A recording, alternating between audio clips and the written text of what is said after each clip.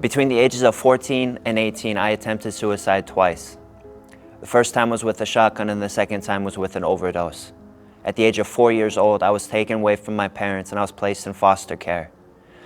And while I was there, every single day I was told that I was worthless. I was told that nobody loves me, that my parents, they didn't want me, that if I was gone, then no one would notice. Until I reached this point where I just didn't want to live anymore. And I heard this thought inside of my head that if you were gone, then no one would notice. But at the age of 8, I didn't know how to take my own life until the age of 12 when I went to this youth camp where I heard this message about this God who loves me, who has a plan for my life. And I was hopeful that finally someone was going to love me. Finally, this hopelessness, this feeling of being a burden in people's lives was going to be over. That finally I had a place. And so I gave God a chance and I encountered nothing. Depression and anxiety, and it just grew to the point where I gave up. I gave up on God. I gave up on being loved. The only option I saw was to take my life. And so I took a shotgun, I loaded it, I turned the safety off, and I stuck the barrel in my mouth and I pulled the trigger, and nothing happened. That next day I went hunting with my dad, and I shot 3 birds with that same gun, those same shells. The gun, it just didn't work that night before, and it worked the day after. That doesn't happen.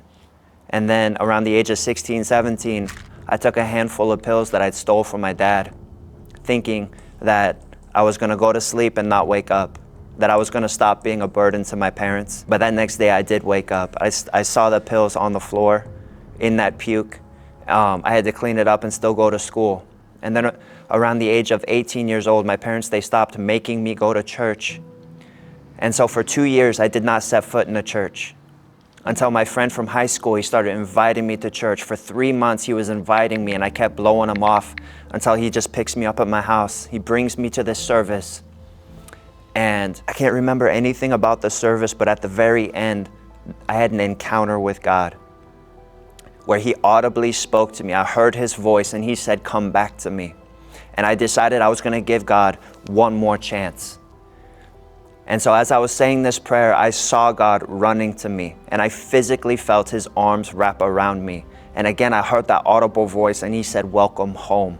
And right there in that moment, like taking a shower, all of that depression, that anxiety, that self-hatred, and just that suicide, I felt it be washed away from me with this peace and this joy and this love and this acceptance. And from that moment on, my life has completely changed. Now I'm serving here at HungryGen. I'm serving in the kids zone. I'm teaching these children about that same love of God that I wanted when I was a child, but I never had. I didn't know how to accept his love, and now I'm able to teach these children not only that they are loved, but how to be loved by God. If you're watching today and you want to end your life, I want to encourage you, give God one more chance. He can touch you. He can restore life into you. He gave me life. He can do the same for you. My name is Brandon, and this is my testimony.